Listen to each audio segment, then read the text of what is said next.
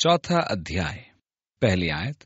जब वे लोगों से ये कह रहे थे तो याजक और मंदिर के सरदार और सदूकी उन पर चढ़ाए, क्योंकि वे बहुत क्रोधित हुए कि वे लोगों को सिखाते थे और यीशु का उदाहरण देकर मरे हुओं के जी उठने का प्रचार करते थे।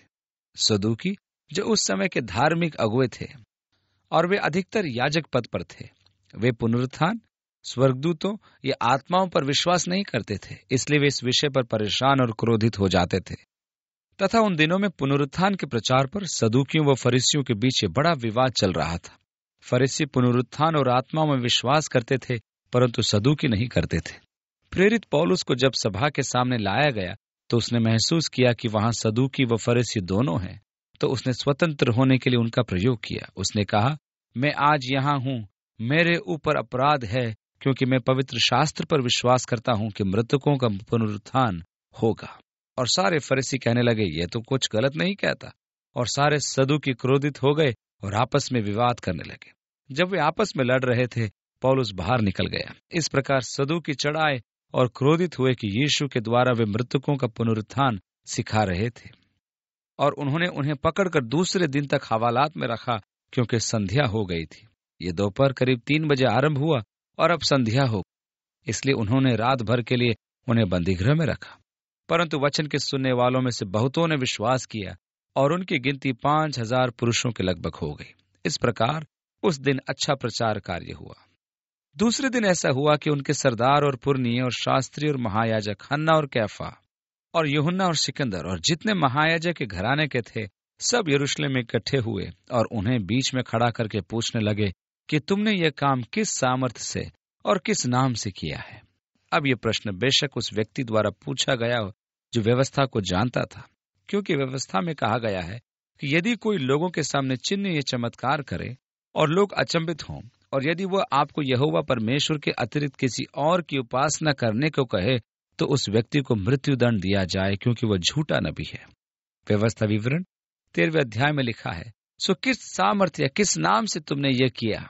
अब पतरस कह सकता था, मैं 5वां सुधार करता हूँ, मुझे मेरे ही विरुद्ध गवाही देने के लिए बाध्य नहीं किया जा सकता, क्योंकि उन्होंने व्यवस्था में 5वां सुधार किया था। ये मान्य था कि किसी को अपने विरुद्ध गवाही देने के लिए बाध्य नहीं किया जा सकता था। पतरस 5वें सुधार का लाभ उठा सकता था, परंतु उसने ऐसा नहीं किया, बल्कि उसने इन लोगों को यीशु मसीह के बारे में बताने के इस अवसर का लाभ उठाया, ये जानते हुए कि प्रश्न मुख्य था, और उसने उनको परमेश्वर का नाम बताया, क्योंकि उसने कहा यह यहोशुआ के द्वारा किया गया। तब पतरस ने पवित्र आत्मा से परिपूर्ण होकर उनसे कहा, ओह कितनी आदरणीय मंडली थी। आज वे सब जमा थे, सारे अगुए, सारे धार्मिक अगुए, सभा व कैफा और सब साथी आज सब जमा थे।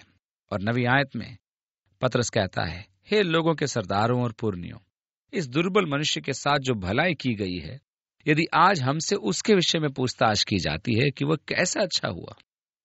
दूसरे शब्दों में वह इशारा कर रहा है कि यह क्या विचित्र बात है। यह सारा शोर शराबा इसलिए है कि एक लंगड़ा व्यक्ति जो लगभग 40 वर्षों से लंगड़ा था, वो खड़ा हो गया, उसके पैर सीधे हो गए। क्या इस कारण तुम हम पर दोष लगाते हो कि हमारे विरोध में यह अपराध गिना जा सकता है कि हमने इस व्यक्ति को चंगा किया? क्रोधित होने का क्या ही अजीब कारण है। 10वीं आयत में, तो तुम सब जान लो। तो क्या जानना चाहते हो? सारे इस्राएली जान ले कि यीशु मसीह नासरी के नाम से। मैं कल्पना करता हूं कि उसने बड़े बल के साथ कहा, यीशुआ क्रिस्तुस, जिसे तुमने क्रूस पर चढ़ाया और जिसे परमेश्वर ने मरे हुओं में से जिलाया, यह मनुष्य तुम्हारे सामने भला चंगा खड़ा है। तुम जानना चाहते हो यह कैसा हुआ? यह वही पत्थर है जिसे तुम राजमिस्त्रियों ने तुच्छ जाना, और वह कोने के सिरे का पत्थर हो गया। भजन संहिता 118 एक महिमापूर्ण मसीह से संबंधित भजन है, जिसे वे सभी जानते थे कि यह भजन मसीह का भजन है, जहां घोषणा की गई है कि जिस पत्थर को राजमिस्त्रियों ने निकम्मा ठहराया था, वही कोने का सिरा हो गया है। यह तो यहोवा की ओर से हुआ है, यह हमारी दृष्टि में अद्भुत है। आज वह दिन है जो यहोवा ने बनाया है, हम इसमें मगन व आनंदित हों। धन्य है वह जो यहोवा के नाम से आता है। पतरस उसका संदर्भ देने लगा, और वे जानते थे कि यह भजन मसीह से संबंधित है, और उसने कहा, तुम लोगों ने, यह वही पत्थर है जिसे तुम राजमिस्त्रियों ने तुच्छ जाना, और वह कोने के सिरे का पत्थर हो गया, और किसी दूसरे के द्वारा उद्धार नहीं, क्योंकि स्वर्ग के नीचे मनुष्यों में और कोई दूसरा नाम नहीं दिया गया जिसके द्वारा हम उद्धार पा सके। ओह, यह तो यहूदी धर्म के अनुसार परमेश्वर की निंदा है, क्योंकि उनके लिए तो उद्धार बलिदानों द्वारा था जिसे वे चढ़ाते थे। आज उनके लिए उद्धार अच्छे कामों के द्वारा है जिसे वे करते हैं। परंतु पतरस ने हियाव के साथ उनसे कहा, और किसी के द्वारा उद्धार नहीं। ध्यान रखें, जब हम पर चारों ओर से जोर पड़ता है कि हम मुक्ति विचार रखें या ये कहा जाए कि हम छोटे दिमाग के लोग हैं, तब यह न भूल जाएं कि बाइबल कहती है, स्वर्ग के नीचे मनुष्यों में और कोई दूसरा नाम नहीं दिया गया जिसके द्वारा हम उद्धार पाएं। किसी प्रकार के ध्यान और मंत्र जाप द्वारा उद्धार नहीं मिल सकता। यहाँ एक दिव्य आदेश छिपा है, ऐसा अन्य मार्ग नहीं जिसके द्वारा हमारी मुक्ति अनिवार्य हो। 12वीं आयत में, क्योंकि स्वर्ग के नीचे मनुष्यों में और कोई दूसरा नाम नहीं दिया गया जिसके द्वारा हम उद्धार पा सके। कोई और मार्ग नहीं जिसके द्वारा हमारा उद्धार हो, यीशु ही मार्ग है। उसने कहा, सीधा है वह द्वार और सकरा है वह मार्ग जो अनंत जीवन को ले जाता है। सीधे द्वार से प्रवेश करने का प्रयत्न करो। जब लोग कहते हैं, ओह तुम बहुत सकरे हो, तब मैं सोचता हूँ, ठीक है, मैं सही मार्ग पर हूँ। ओह तुम चौड़े मार्ग पर तुम्हें होना चाहिए, तुम्हें और अधिक मुक्त विचारों का होना चाहिए, दूसरे धर्म व उसके श्रद्धालुओं को अपनाना चाहिए, नहीं किसी और के द्वारा उद्धार नहीं। 13वीं आयत में, जब उन्होंने पतरस और यूहन्ना का साहस देखा, पतरस ने साहस दिखाया। यह वही पतरस है और यह भीड़ वही है जो उस समय उपस्थित थी जब यीशु पर मुकदमा चल रहा था और पतरस बाहर खड़ा था। उस समय एक दासी ने उससे कहा था, क्या तू उसका शिष्य नहीं? और पतरस ने कहा, नहीं नहीं, मैं नहीं, तुम्हें भ्रम हो रहा है हे लड़की। नहीं, मुझे पक्का निश्चय है तू उनमें से एक है। मेरे ख्याल से मैंने तुम्हें उसके साथ देखा है। नहीं नहीं नहीं नहीं। और सिपाही कहने लगे, हाँ तुम भी उनमें से एक हो, तुम गलीली हो, तुम्हारी बोली बताती है। और वह कसम खाने और बुरा भला कहने लगा और कहा, मैं इस व्यक्ति को जानता तक नहीं। अब वही पतरस कितना बदल गया। ये परिवर्तन कैसे हुआ? वचन में इसका कारण लिखा है, परंतु पतरस ने पवित्र आत्मा से परिपूर्ण होकर। अब वही पतरस महासभा के सामने मसीह की सामर्थ का एक गवाह है और सब अधिकारी और इजराइल के पुरनिये के सामने पतरस साहसपूर्वक घोषणा कर रहा है कि उन्होंने बड़ी गलती की थी कि उन्होंने महिमा के प्रभु को क्रूस पर चढ़ा दिया था। और जैसे कि भविष्यवाणी की गई, उन राज मिस्त्रियों ने उस कोने के सिरे के पत्थर को नकार दिया। जब उन्होंने पतरस और यूहन्ना का हियाव देखा और यह जाना कि यह अनपढ़ और साधारण मनुष्य है। ये पहली बात है कि कई बार लोगों को मसीहियों के विषय गलत धारणा पाई जाती है। यहाँ हमें 3 में से 2 गलत धारणाएं मिलती है। उन्होंने जाना, उनका जानना गलत था। उन्होंने जाना कि वे अनपढ़ और अज्ञानी हैं। उन्होंने उनकी 3 वर्ष की निजी शिक्षा को नहीं पहचाना जो सबसे बड़े शिक्षक से उन्हें मिली थी। अज्ञानी व अनपढ़ होने से कहीं दूर, वे शायद उस समूह में सबसे अधिक ज्ञानी थे। वे पवित्र शास्त्र को इतनी अच्छी तरह से जानते थे कि उन्हें परमेश्वर के वचन की इतनी गहरी समझ थी। यह पहला गलत विचार था। तो अचंभा किया, फिर उनको पहचाना कि ये यीशु के साथ रहे हैं। दूसरा गलत विचार, उन्होंने उनके यीशु के साथ संबंध को भूतकाल में रखा। उन्हें यह ज्ञात नहीं था कि यीशु तो उस समय भी उनके साथ खड़ा था और उन्हें बता रहा था कि क्या कहना है। यीशु ने कहा था, जहां कहीं 2 या 3 मेरे नाम से इकट्ठा होते हैं, मैं उनके बीच में होता हूं। यीशु ने कहा था, वे तुम्हें अदालतों में ले जाएंगे। पहले से कुछ मत सोचना कि क्या कहना है, परंतु उसी घड़ी पवित्र आत्मा बताएगा कि क्या कहना है। यीशु ने कहा, समस्त संसार में जाओ, प्रत्येक प्राणी को सुसमाचार सुनाओ और देखो मैं सदा तुम्हारे साथ हूं। यीशु की उपस्थिति तो वहां ही नहीं, उनके साथ थी और उनके संपूर्ण जीवन उनके साथ थी। जैसे कि प्रभु की उपस्थिति आज भी हमारे साथ है और वह हमारी प्रार्थना सुनने के लिए हमारे साथ उपस्थित रहता है। ये दूसरा गलत विचार उनका था कि वे यीशु के साथ रहे थे क्योंकि वे उस क्षण भी यीशु के साथ थे। ये विचार मुझे बहुत अच्छा लगता है। 4वीं आयत में, और उस मनुष्य को जो अच्छा हुआ था उनके साथ खड़े देखकर वे विरोध में कुछ कह न सके। आप क्या कह सकते हैं? एक मनुष्य है, उसके पांव सीधे हो गए हैं, वह खड़ा है, मुस्कुरा रहा है, आप इसके विरुद्ध कुछ नहीं कह सकते। यहाँ एक सबूत है जिसका इनकार नहीं किया जा सकता। आप यीशु के नाम की सामर्थ्य से इनकार नहीं कर सकते जब वह व्यक्ति वहां खड़ा भली तरह से मुस्कुरा रहा है और आप जानते भी हैं कि जीवन भर वह किस दशा में था। कलीसिया को आज आवश्यकता है कि उसके बीच में इस प्रकार के बहुत से लंगड़े स्वस्थ होकर खड़े हों। आप में से बहुत से इसी प्रकार लंगड़े थे, अपने पापों में, नशीली दवाओं में, शराब में, सेक्स में आप विकलांग हो गए थे और आप एक लंगड़ा जीवन जी रहे थे। परंतु यीशु ने आपके बीते समय की गंदगी को धो डाला और आप चंगे होकर परमेश्वर की संतानों के साथ खड़े हैं। लोग जो आपको पहले से जानते थे, वे अब आपको देखते हैं कि आप कुछ और हो गए और वे कुछ नहीं कह सकते, क्योंकि आप में एक नाटकीय परिवर्तन आ गया है और वो साफ दिखाई देता है। आप वहां भले चंगे खड़े हैं। इसके विरुद्ध आप क्या कह सकते हैं? कुछ नहीं। आप कुछ नहीं कह सकते, क्योंकि आप एक लंगड़े व्यक्ति को चंगा भला खड़ा देखते हैं। यह हमेशा ही गवाही रही है जो कलीसिया देख सकती है और दे सकती है। उसके बीच में लंगड़ा व्यक्ति भला चंगा खड़ा है। हम सभी जो पहले लंगड़े थे, अब यीशु मसीह के सामर्थ्य से चंगे हुए हैं। कितनी महिमापूर्ण बात है। 15वीं आयत से आगे, परंतु उन्हें सभा से बाहर जाने की आज्ञा देकर वे आपस में विचार करने लगे कि हम इन मनुष्यों के साथ क्या करें, क्योंकि यरूशलेम के सब रहने वालों पर प्रकट है कि इनके द्वारा एक प्रसिद्ध चिन्ह दिखाया गया है और हम उसका इनकार नहीं कर सकते। हम नहीं कह सकते कि यह सब धोखा है। वह व्यक्ति तो चल ही नहीं सकता है। शहर का हर व्यक्ति जानता है कि क्या हुआ है। हम इस आश्चर्य कर्म से इनकार नहीं कर सकते। अब हम क्या करें? इन लोगों के साथ हमें क्या करना चाहिए ताकि यह बात और न फैले? तो उन्होंने 17वीं आयत में कहा, परंतु इसलिए कि यह बात लोगों में और अधिक न फैल जाए, हम उन्हें धमकाएं कि वे इस नाम से फिर किसी मनुष्यों से बात न करें। उनको इस नाम को फिर नहीं लेना है। अब ये तीसरी गलती थी जो उन्होंने की। उन्होंने सोचा कि धमकियों के कारण वे उनका मुंह बंद कर लेंगे। ये उनकी तीसरी गलती थी। परंतु पतरस व यूहन्ना ने उनको उत्तर दिया कि तुम ही न्याय करो कि क्या यह परमेश्वर के निकट भला है कि हम परमेश्वर की बात से बढ़कर तुम्हारी बात माने। आपको मनुष्य की बात मानना है या परमेश्वर की, इसका फैसला आपको स्वयं करना है। 20वीं आयत में, जहां तक हमारी बात है, ये तो हमसे नहीं हो सकता कि जो हमने देखा व सुना है वह न कहें। सो उन्होंने धमकी दी कि आगे इस नाम को लेकर कुछ न कहना। तब पतरस ने कहा, परमेश्वर की दृष्टि में क्या ठीक है, इंसान परमेश्वर की सुने या मनुष्य की? हर व्यक्ति को अपना फैसला आप लेना है, परंतु हम अपने लिए जानते हैं हमें परमेश्वर का आज्ञा पालन करना है। हमें मनुष्य की नहीं परंतु परमेश्वर की बात मानना है। हमें केवल वही बोलना है जो हमने देखा व सुना है। यदि देश के नियम परमेश्वर के नियमों के प्रतिकूल हों, तो परमेश्वर के संतान होने के नाते हमें परमेश्वर की सुनना है, न कि मनुष्य की। परमेश्वर की व्यवस्था और परमेश्वर का वचन मेरे जीवन पर सर्वोच्च है। मैं उन मानववादियों के विचारों के प्रति चिंतित हूँ जो सरकार के भीतर कलीसिया की आवाज को खामोश करने के लिए होते हैं। वे मानववादी बहुत सी पत्रिकाओं और समाचार पत्रों के द्वारा कलीसिया की स्वतंत्रता के विरोध में बोलते हैं। कुछ लोगों का कहना है कि आराधना स्थलों को कर मुक्त करने से सरकार पर बोझ डालना है। यह मूर्खता की बात है। कलीसिया लोगों के बीच भलाई की काम करती है। यदि कलीसिया वे भलाई के कार्य नहीं करती तो निश्चय ही वह सरकार पर एक बोझ होती।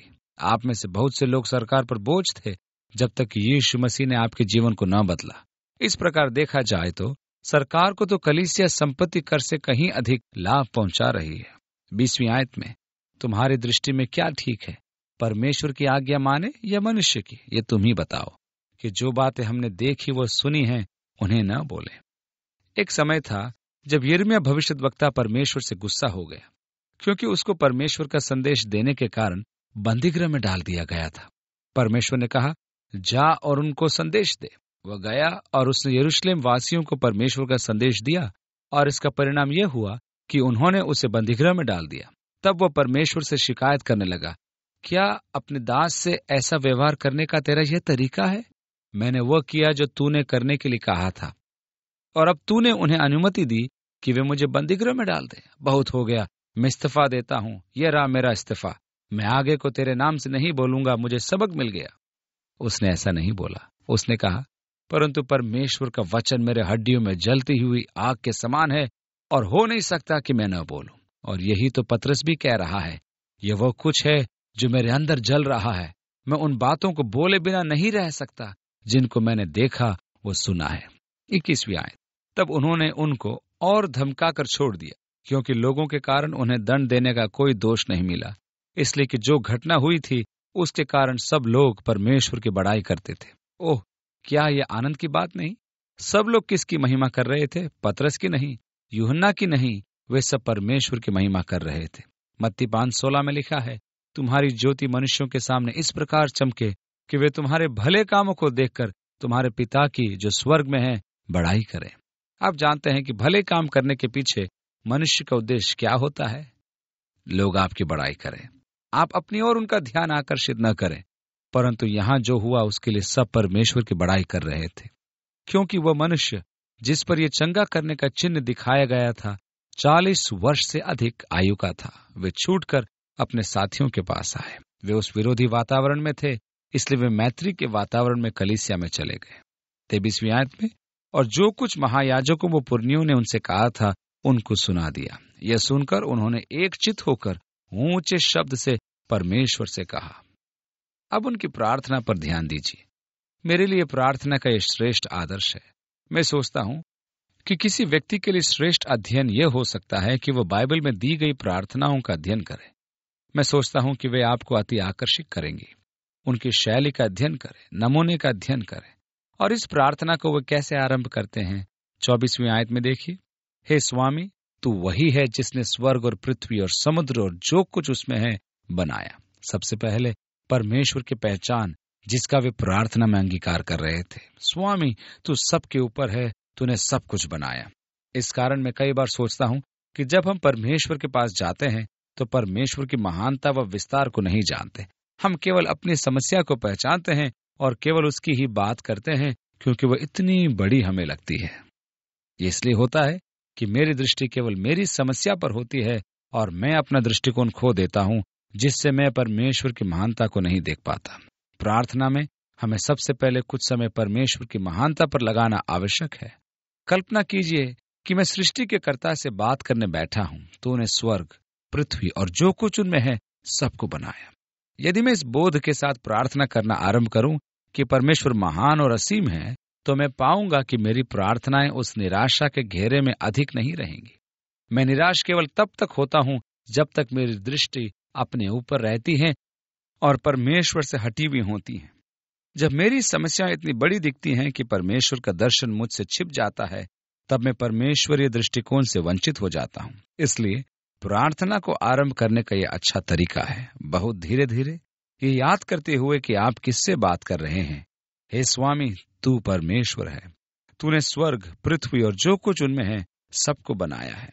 और वे प्रार्थना में आगे कहते हैं, तूने पवित्र आत्मा के द्वारा अपने सेवक हमारे पिता दाऊद के मुख से कहा कि अन्य जातियों ने हुल्लड़ क्यों मचाया और देश देश के लोगों ने क्यों व्यर्थ बातें सोची। प्रभु और उसके मसीह के विरोध में पृथ्वी के राजा खड़े हुए और हाकिम एक साथ इकट्ठे हो गए, क्योंकि सचमुच तेरे सेवक यीशु के विरोध में, जिसे तूने अभिषेक किया, हेरोदेस और पेंतुस पिलातुस भी अन्य जातियों और इजरायलियों के साथ इस नगर में इकट्ठे हुए। प्रभु, तू सब कुछ जानता है। ये बात तेरे लिए अचंभे की नहीं। इनके होने से पहले प्रभु तूने ये बातें बताई। मेरे जीवन की सब परिस्थितियों को तू भली भांति जानता है, जिससे मुझे शांति मिलती है। परमेश्वर मेरा स्वर्गीय पिता है, उसने सृष्टि को बनाया और वह मेरी सभी परिस्थितियों को, जिनका मैं सामना करता हूं और जो मुझे घेरे हुए हैं, उसने पहले से ही ये बातें बता दी। प्रभु, ये तेरे लिए अचंभे की बात नहीं। तूने यही बातें दाऊद के मुंह से कहलवाई और जैसा तूने कहा वैसा ही हुआ, क्योंकि वे जमा हुए कि जो कुछ पहले से तेरी सामर्थ और गति से ठहरा था वही करेंगे। यह भी एक महिमा से पूर्ण शांतिदायक विचार है कि परमेश्वर को मेरे जीवन का पूर्ण नियंत्रण है। परमेश्वर को उन परिस्थितियों पर नियंत्रण है जो मेरे चारों ओर हैं। हम डरते हैं क्योंकि हम सोचते हैं कि वह सब नियंत्रण से बाहर है। परमेश्वर का नियंत्रण उन सब परिस्थितियों पर है जो आज मुझे घेरे हुए हैं। 29वीं आयत, और अब हे प्रभु। यहाँ ध्यान दें कि वे एकदम से अपने निवेदन नहीं रखते। वे अपनी प्रार्थना में कुछ समय अपने हृदयों को तैयार करते हैं, तब वे परमेश्वर से प्रार्थना करते हैं, उसकी महानता, उनकी सामर्थ, उसकी बुद्धि, उसके अधिकार के बारे में। और अब वे कहते हैं, अब हे प्रभु, उनकी धमकियों को देख। अभी कैसे उन्होंने हमें धमकी दी है और अपने दासों को यह वरदान दे कि तेरा वचन बड़े हियाव से सुनाए। उनसे कहा गया, आगे को यह नाम न लेना, अन्यथा बुरा होगा। फिर भी वे प्रार्थना क्या कर रहे हैं? वे उस काम को करने की सामर्थ मांग रहे हैं जिसके लिए उन्हें चेतावनी दी गई कि न करें। उनकी धमकियों के कारण हमारे मुंह बंद न होने दे प्रभु। उनकी धमकियों से हमें भयभीत न होने दे। हम इसलिए खामोश न हो कि उन्होंने धमकी दी है, परंतु हमें हियाव दे कि हम तेरा वचन बोले। और चंगा करने के लिए तू अपना हाथ बढ़ा कि चिन्ह और अद्भुत काम तेरे पवित्र सेवक यीशु मसीह के नाम से किए जाएं। जब वे प्रार्थना कर चुके तो वह स्थान जहां वे इकट्ठे थे हिल गया, और वे सब पवित्र आत्मा से परिपूर्ण हो गए और परमेश्वर का वचन हियाव से सुनाते रहे। प्रार्थना का शीघ्र उत्तर। स्थान हिल गया और उन्होंने वचन हियाव से सुनाया। वर्षों पहले जब मैं बाइबल कॉलेज में था, मैं इस विशिष्ट पद का अध्ययन कर रहा था और उससे प्रभावित हुआ। प्रार्थना की सामर्थ। जिस स्थान पर वे प्रार्थना कर रहे थे वह हिल गया और मैंने सोचा, कितना अद्भुत।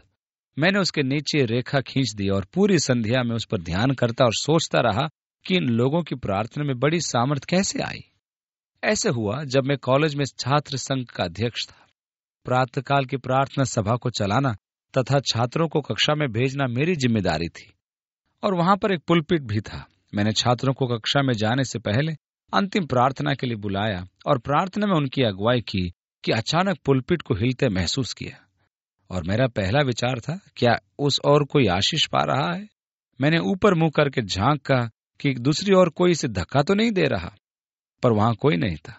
दरअसल मैंने देखा कि सब लोग आंखें फाड़े इधर उधर देख रहे थे, क्योंकि सारा स्थान हिल रहा था, भूइंडोल। और मैंने सोचा, ये कितना अद्भुत संयोग है कि रात को ही मैंने वो पद पढ़ा था। शायद पवित्र आत्मा मुझे ध्यान दिला रहा था, मुझे तैयार करने के लिए, ताकि जब कभी भूइंडोल हो तो मैं भयभीत न हूं। ये एक अति रुचिकर अनुभव था। जबकि मैं प्रार्थना कर रहा था और वह स्थान हिल गया। मैं तो ये नहीं कहता कि वो मेरी प्रार्थना की सामर्थ्य था, परंतु वह एक दिलचस्प अनुभव था। आगे लिखा है, और विश्वास करने वालों की मंडली एक चित और एक मन की थी, यहां तक कि कोई भी अपनी संपत्ति अपनी नहीं कहता था, परंतु सब कुछ साझे का था। और प्रेरित बड़ी सामर्थ्य से प्रभु यीशु के जी उठने की गवाही देते रहे, और उन सब पर बड़ा अनुग्रह था। बड़ी सामर्थ्य के साथ, अर्थात चिन्ह व आश्चर्य कर्मों के द्वारा तथा चंगाई इत्यादि के द्वारा वे प्रभु यीशु के पुनरुत्थान की गवाही दे रहे थे, और उन सब पर बड़ा अनुग्रह था। परमेश्वर का तेजोमय अनुग्रह उन सब पर था। यह पद हमारे अगले अध्ययन के आरंभ के संबंध में काफी रुचिकर है, क्योंकि उन पर बड़ा अनुग्रह था। परमेश्वर का वह सामर्थी धर्मी न्याय भी उनके मध्य हुआ, जैसा कि हनन्याह व सफीरा के विषय में हुआ था, जिसे हम अपने आगे के अध्ययन में देखेंगे। हमारी पहली बात होगी, उन पर बड़ा अनुग्रह था। 34वीं आयत, और उनमें कोई दरिद्र न था, क्योंकि जिनके पास भूमि या घर थे वे उनको बेच बेच कर बेची हुई वस्तुओं के दाम लाते और उसे प्रेरितों के पांव पर रखते थे, और जैसे जिसे आवश्यकता होती थी उसके अनुसार हर एक को बांट दिया करते थे। और यूसुफ नाम साइप्रस का एक लेवी था, जिसका नाम प्रेरितों ने बरनबास अर्थात शांति का पुत्र रखा था। एक सुंदर नाम बरनबास हो सकता है। ये नाम उसकी विशेषताओं के कारण था, और इसे हम आगे और भी पढ़ेंगे कि बाइबल बरनबास के बारे में क्या बताती है। बरनबास का अर्थ है जो कि एक महान मध्यस्थ। एक लेवी अर्थात वो याजकों के गोत्र का था। वो कुप्रुस अर्थात साइप्रस का था। उसकी कुछ भूमि थी जिसे उसने बेचा और दाम के रुपए लाकर प्रेरितों के पांव पर रख दी। अब एक अर्थ में यह आरंभिक कलीसिया में साम्यवाद की स्थापना का एक प्रयत्न था, अर्थात वे अपनी अपनी संपत्ति को आपस में बांटते थे। समस्त मंडली की संपत्ति आपस में बांटते थे। ध्यान दें कि वे असफल रहे, क्योंकि समय के साथ साथ यरूशलेम की आरंभिक कलीसिया आगे चलकर लाचार हो गई तथा पौलुस अन्य जातीय कलीसियाओं में गया और यरूशलेम के दरिद्र भाइयों के लिए दान लिए। पौलुस इस काम को करने के विषय में लिखता है, यदि मनुष्य काम न करे तो खाए भी नहीं। तुम्हारे मध्य कुछ है जो ढंग से काम नहीं करते, उनको सहारा न दे और मंडली के सहारे जीना चाहते। यदि वे काम न करें तो उन्हें भोजन न दें। हर कोई काम करे, अपने हाथों से मेहनत करे, ताकि ईमानदारी से जिए। ये एक चलन था जो प्रेम से प्रेरित था, जो प्रशंसनीय था। वे भाइयों में समानता की खोज में थे। दुर्भाग्य से यह कारगर नहीं हुआ और विनाशकारी सिद्ध हुआ। यद्यपि उसके पीछे उनका उद्देश्य भला था, तो अभी परमेश्वर ने कहा कि मनुष्य अपने माथे के पसीने से अपनी रोटी कमाए। इसलिए हम ये नहीं कह सकते कि अच्छा आगे को हम कोई काम नहीं करेंगे, हम केवल प्रभु की सेवा करेंगे तथा धर्मी व पवित्र बने रहेंगे। परमेश्वर हमारी चिंता करेगा, हमारे खाने का प्रबंध करेगा। ऐसा मत सोचिए। बाइबल कहती है जो खाएगा वो मेहनत करेगा। उनकी यह जीवन शैली सराहनीय और प्रेरणा से भरी थी, परंतु उनकी अपनी समस्याएं थीं। हम इसके विषय में अगले अध्याय में देखेंगे। अब परमेश्वर आपके साथ हो तथा आपका ध्यान रखे और आपको अपने प्रेम में बनाए रखे। काश आपके हृदय में परमेश्वर का जलता हुआ वो वचन हो कि आप प्रेरितों के समान उन बातों को अवश्य बोलें जो आपने देखी व सुनी है। ये सच्ची गवाही है, ये मेरा जीवन है, ये वह नहीं है जो मैं करता हूँ, ये वह है जो मैं हूँ। यीशु की गवाही देना इस संसार में अति स्वाभाविक बात है। ये एक नियुक्त कार्यक्रम नहीं है, ये कोई सूत्र नहीं जो मैंने सीख लिया। ये तो वह है जो मैं हूँ। मैं तो वही बातें बोलूंगा जो मैंने देखी और सुनी है। आपको केवल उसके प्रेम व अनुग्रह के साक्षी देनी है। प्रभु आपके साथ रहे, आपको सुनहरा अवसर दे। हम उस अवसर की ताक में रहें जो परमेश्वर हमें देना चाहता है कि यीशु के नाम में एक स्थान पर जमा हों तथा उसके वचन का अध्ययन करें और उसके विषय में सीखें और एक साथ उसके प्रति और एक दूसरे के प्रति प्रेम में बढ़ते जाएं। यीशु के नाम में आमीन।